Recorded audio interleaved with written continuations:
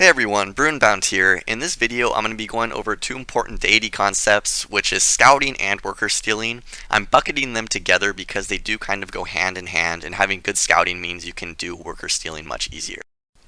The early game scouting is quite obvious. You want to move your warrior around as much as you can. The idea is to meet city-states and find ruins that are nearby. As you can see in my capital, I'm actually going to start my build queue with 2 scouts. I know it's Pangea, so there's lots of land to actually scout out, and these scouts are actually going to pay for themselves later, and we'll talk about that in depth.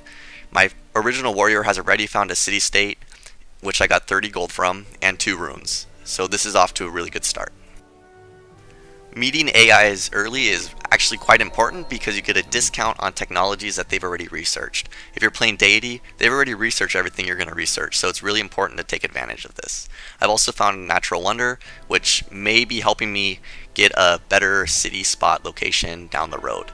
As you can see, this is my second religious city-state that I met, and I met both of them first, which means I got 2 8 faith bonuses, which allows me to be the first one to pick a pantheon. Unfortunately in this game there's not great pantheon options, so we go with just regular fertility rites for growth. As you can see, my scout is moving to the south. I'm going in 2 different directions to try to pick up as many things nearby where other AIs have been unlikely to scout out, and I was able to actually upgrade, which is a great early rune choice. Population and culture are also 2 of the ones that are very important to get early, and somebody like Washington actually has great advantages to scouting, so he's actually one of my favorite civs. I'm moving my warrior back closer to Kathmandu to try to steal a worker from it later, as it's turn 10 and I haven't really gotten any good options. As you can see a little further down the game, I've actually bumped into Spain, but I wasn't able to steal any workers without losing my archer, so I didn't actually go for it. And what we have here is a barbarian camp, which, because I was able to get that other scout out there early enough and I had the warrior up there already, I was able to get it just before Venice managed to get to it. And this means I got 1 free worker. This was Venice's worker. They only have 1 left, and they become a less attractive target to actually steal another worker from, so I'm not going to waste a war declaration on them just yet. You don't generally get penalized for early war declarations, though you do want to be careful not to declare more than 1 city-state, because they will stop giving you gold when you meet them, and it is actually quite significant.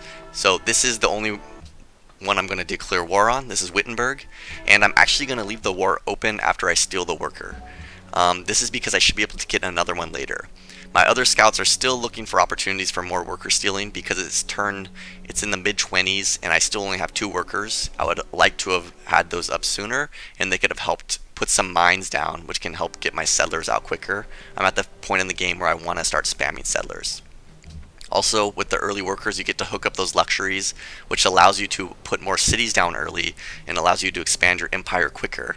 It makes a huge difference and is one of the reasons worker stealing is so important. Otherwise, you have to wait to build workers, you have to wait to improve the luxuries, or you're going to fall into unhappiness, your cities won't grow, and you end up with a significantly worse start than you would have had if you just stolen workers. It's actually quite late in the game here, but I'm still short on workers. I don't really want to build some, though I'm getting to the point that I maybe need to, but I have an opportunity with Pedro, and this is actually a great way to do it. So I declare war on him. He's in this gym tile, and I know he has other workers that he'll send over to improve it, so I actually am going to pillage this on the next turn, and I can hide out in that forest where he can't see me, 1 space away from his borders, so I'm not touching his borders, and I can swoop in and grab any other workers he sends over there. It's actually very important, and hopefully I can get more than 1 worker from him, probably 2 or 3 by using this strategy. Meanwhile, my other scout is exploring in the other direction, meeting AIs and city-states, and looking for other potential city locations. And as expected, I'm able to steal that other worker when he sends it over. It's also important to check if they have tradition and oligarchy to know how much bombardment strength they're going to have. In this case, he actually went Liberty, so I was able to steal and take hits from the city without worrying about actually dying. And because I kept that war open with Wittenberg and my warrior nearby, I'm able to take the second worker from them. So I've now gotten 2 workers from Wittenberg. I got a worker from Venice, which I actually took from barbarians, and I took 2 from Brazil. So as you can see, my empire in turn 101 is looking really good. All my luxury resources are hooked up, which means maximum happiness so I can grow. I have the important bonus tiles for the most part improved.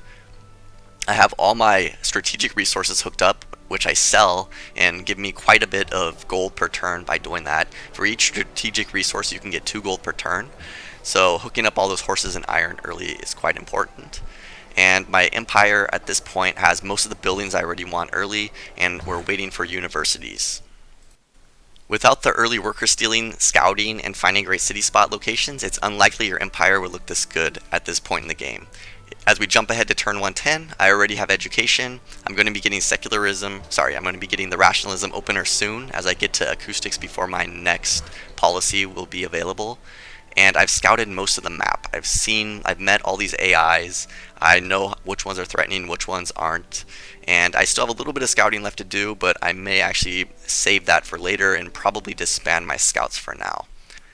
As you can see, the early scouting and worker stealing helped me create a solid base, and this should be a pretty solid game down the line.